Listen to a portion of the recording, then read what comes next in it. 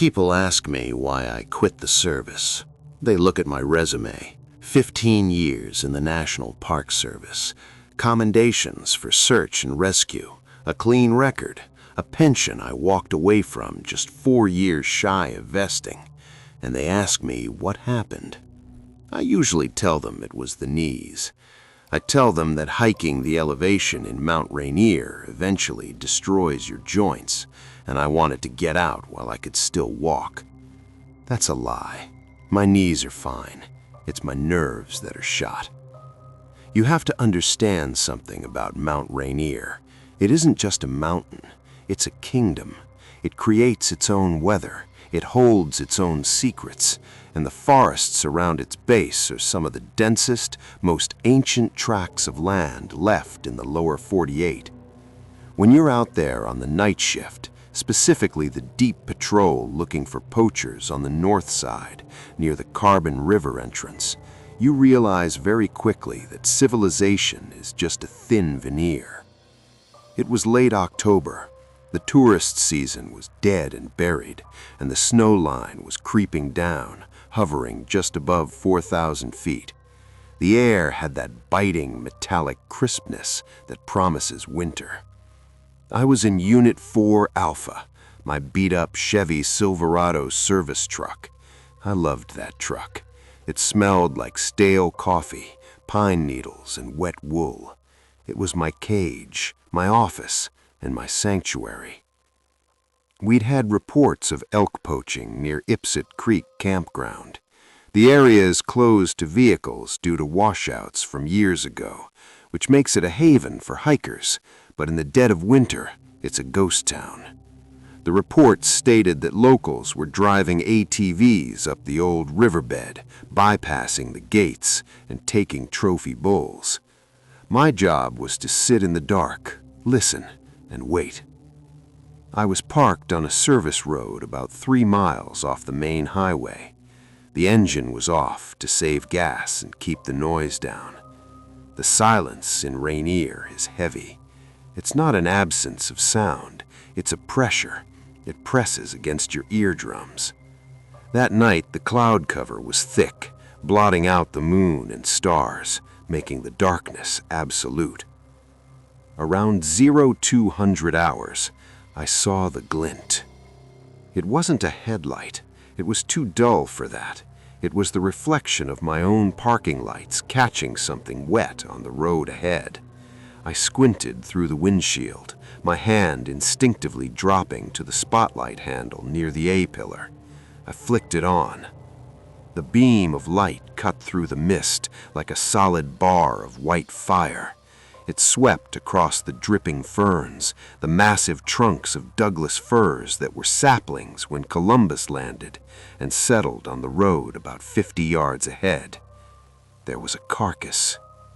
At first, I thought it was the poaching kill I'd been looking for. It was a deer, a buck, sprawled out in the center of the gravel road. But something was wrong. A poacher shoots a deer, field dresses it, and drags it out. They don't leave it in the middle of the road. Dispatch, this is 4 Alpha. I've got a 1054 on Fire Road 7. Looks like a kill. Investigating. Copy, 4 Alpha. Watch your 6. Be advised we have no other units in your sector. Copy. I unclicked my seatbelt. The sound was deafening in the cab. I grabbed my heavy mag light, the old-school kind that doubles as a baton, and stepped out. The cold hit me instantly. It was a damp, creeping cold that went right through my uniform jacket. I left the truck door slightly ajar, the dome light off so I wouldn't ruin my night vision, and clicked on the flashlight. The gravel crunched loudly under my boots. As I approached the deer, the smell hit me. It wasn't the smell of a fresh kill, strictly speaking. It was the smell of copper blood, yes, but underneath that was something rancid, like wet trash and sulfur. I got within 10 feet of the buck and stopped dead. It hadn't been shot. It had been dismembered. The rib cage was cracked open, pulled apart like a wishbone. The entrails were gone, but not cleanly. They had been ripped out. The spine was twisted in a way that suggested incredible torsional force, like someone had grabbed the head and the hips and wrung it out like a wet towel. "Jesus," I hissed, the steam from my breath swirling in the flashlight beam. This wasn't a cougar. A cat is surgical. A bear is messy, but they don't twist bone like that. This looked like malicious geometry. I crouched down to look at the mud on the shoulder of the road, looking for tracks. If it were a bear, I needed to know if it was still around. The woods went silent. I don't mean the usual quiet. I mean the insects stopped, the wind died, the dripping of the condensation from the trees ceased. The silence was sudden and violent. My hairs on the back of my neck stood so rigidly that it was painful. It's a primal reaction, something buried deep in our DNA from when we were prey on the savannah. My body knew I was being watched before my brain caught up. I slowly stood up, my hand drifting to the holster on my hip. I carry a .40 caliber sidearm. Against a person, it's plenty. Against a bear, it's a noisemaker. Against what was standing at the edge of the tree line, I might as well have been holding a stapler. I swung the light to the left. He was standing right there. The beam of the mag light hit him mid-chest. My brain refused to process the scale of it. I'm 6'2".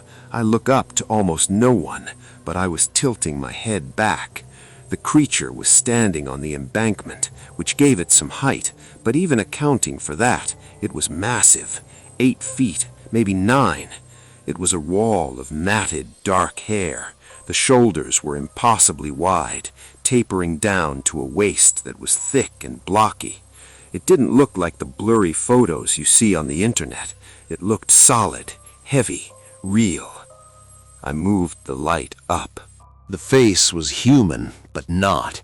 It had a flat, wide nose and a heavy brow ridge that cast its eyes in shadow, but I could see the reflection, amber, intelligent, and utterly devoid of fear. It wasn't snarling, it was just looking at me. It breathed, and I could see the massive chest rise and fall. The smell rolled over me then, a wave of rotting vegetation and musk that made me gag. It was a Sasquatch, a Bigfoot. The name sounds silly until you're standing 20 feet from one. Then it just feels like judgment.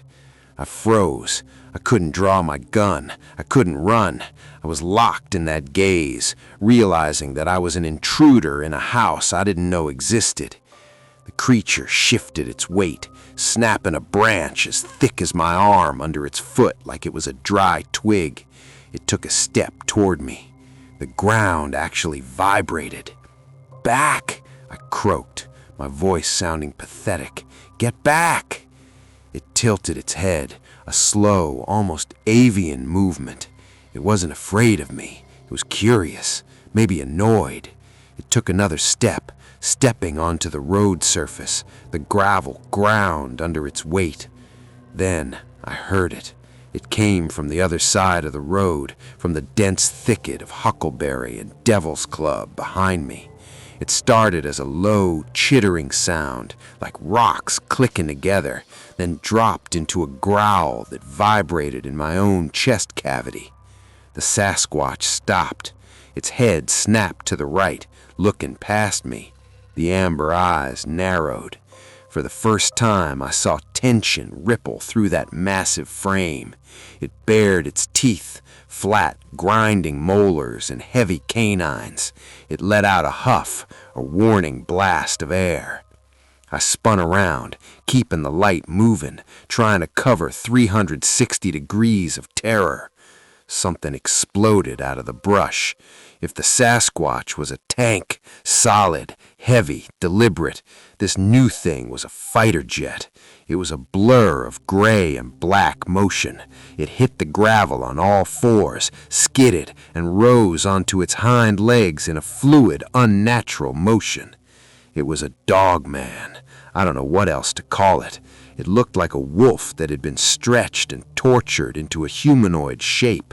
It had the snout, the ears, the hock-jointed legs of a canine, but the chest was broad and manicured with muscle, and the front paws, they were hands, clawed, black-padded hands. It stood about 7 feet tall, leaning forward aggressively. Its eyes were a piercing, luminous yellow. It opened its mouth and let out a sound that I still hear in my nightmares, a high-pitched shriek that bled into a guttural roar.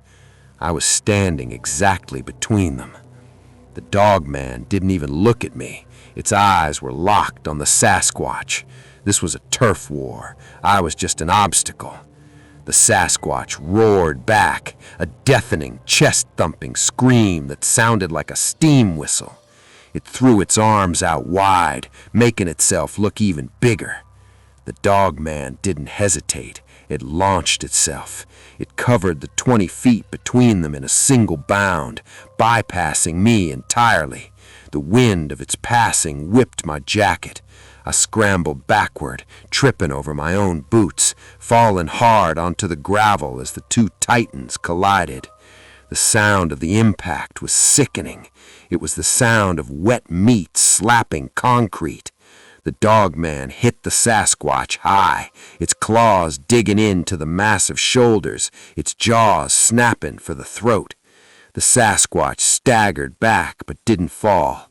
It grabbed the Dogman by the ribs. I heard the audible crack of bone and ripped it away, slamming it onto the ground. The Dogman bounced. It literally bounced, finding its footing instantly, scrabbling in the gravel, snarling and snapping. It circled, fast, low to the ground, testing the perimeter. I was crawling backward, crab-walking on my hands and heels, trying to get to the truck. My flashlight lay on the road where I dropped it, the beam casting long, dancing shadows of the fight against the tree line. The Sasquatch picked up a rock the size of a microwave and hurled it. The Dogman dodged with impossible reflexes, the rock shattering against a tree trunk with the force of a cannonball. The wolf creature lunged again, this time going low. It clamped its jaws onto the Sasquatch's thigh. The giant roared in pain, a sound so loud it distorted my vision. It reached down and hammered the fist onto the Dogman's spine. Thud, thud. It was like watching a pile driver. I scrambled to my feet, my legs feeling like jelly. I was 30 yards from the truck. It felt like 30 miles. "Move, Aaron, move," I screamed internally. Behind me, the fight was escalating. I heard the tearing of underbrush as they rolled off the road and into the ditch and back out again. The Dogman was faster, slashing and retreating, turning the Sasquatch's fur into ragged ribbons of red. But the Sasquatch was stronger. Every time it connected, the Dogman went flying, yelping before recovering. They were fighting for the kill, the deer, or maybe just for the right to be the apex predator of this drainage. I reached the truck. My hands were shaking so bad that I fumbled the handle. I looked back. They were in the middle of the road again. The Sasquatch had the Dogman in a bear hug, squeezing. I could hear the wheezing breath of the canine, but the Dogman had its claws buried deep in the Sasquatch's chest, raking downward. I ripped the door open and dove inside, slamming it shut and locking it. A futile gesture. If they wanted in, the glass and thin sheet metal wouldn't stop them, but it felt like safety. I jammed the keys into the ignition. The engine roared to life. I threw the headlights on high. The sudden flood of light seemed to enrage both of them. They broke apart, blindingly fast, and looked at the truck. For a second, just a split second, they were united in their hatred of the artificial light. The Dogman shrieked at the truck, saliva flying from its muzzle. The Sasquatch shielded its eyes and bellowed. Then they went back to killing each other. The Dogman tackled the Sasquatch, and they rolled across the hood of the road, blocking my path. I shifted in reverse, tires spinning on the gravel, hoping to turn around. But the road was too narrow and the drop-off on the right was steep. I couldn't turn around. I had to go forward. I shifted into drive. "Get out of the way!" I yelled, my hands white-knuckled on the wheel. "Move!" They didn't move. They were a ball of fur and teeth rolling toward the driver's side. I slammed on the gas. I aimed for the small gap between the fighting monsters and the ditch on the left. The truck surged forward. I was doing 40 on a gravel road, fishtailing. Just as I came alongside them, the fight spilled over. The Sasquatch, in a desperate attempt to dislodge the Dogman, threw its weight backward. It slammed the Dogman, and itself, directly into the side of my moving truck. The impact felt like a car crash. The entire truck shuddered and lifted onto two wheels. The side window shattered, showering me in safety glass. A massive, hairy arm punched through the broken window, groping blindly. I smelled the rot, the blood, the musk, overpowering, suffocating. I screamed and leaned away, practically sitting on the center console. The arm found purchase on the B-pillar and ripped. The metal shrieked as the door frame bent outward. Then there was a crunch against the bed of the truck. The Dogman had been pinned between the Sasquatch and my rear quarter panel. I heard a yelp, high and pained, and the weight vanished. The truck slammed back down onto four wheels. I didn't look back. I floored it. I drove like a madman. I took the corner sideways, drifting on the gravel, risking the cliff edge with every turn. I didn't breathe until I hit the pavement of the main park road 5 miles down. Even then, I didn't slow down. I checked the rearview mirror constantly, expecting to see glowing yellow eyes or a towering shadow chasing me down. But there was only darkness. I made it to the ranger station at the Carbon River entrance. I parked under the bright halogen security lights. I didn't turn the engine off. I just sat there, shaking. My uniform was covered in glass shards. There was a smear of dark, thick blood on the inside of my door that wasn't mine. I got out and looked at the truck. The driver's side door was caved in, shaped like a massive body. The metal was torn near the window frame. But the back? The bed of the truck near the wheel well was decimated. It looked like it had been hit with a sledgehammer, and caught in the torn metal of the bumper was a tuft of gray, coarse fur and a single long claw that had snapped off. I wrote the report. I had to, but I didn't write the truth. I wrote that I had startled a large grizzly bear on a kill, and that in its panic it had charged the vehicle and sideswiped me. I blamed the damage on hitting a tree while trying to escape. The supervisor bought it, or maybe he didn't. Maybe he saw the look in my eyes and decided not to ask questions. Maybe he knows what's really out there in the deep woods of Rainier. I resigned 2 weeks later. I couldn't go back out there at night. Every time I closed my eyes, I saw those amber eyes judging me, and those yellow eyes hungry for violence. I heard the sound of the bones cracking. I live in the city now. I like the noise. I like the street lights. I like knowing that the only monsters around here are human. But sometimes, when the wind blows from the east, carrying the scent of the mountains, I get the shakes. I remember the way they looked at each other. They weren't fighting for food. They were fighting for the mountain. And we're just guests, trespassers. And God help you if you get between the landlords when they're settling a dispute.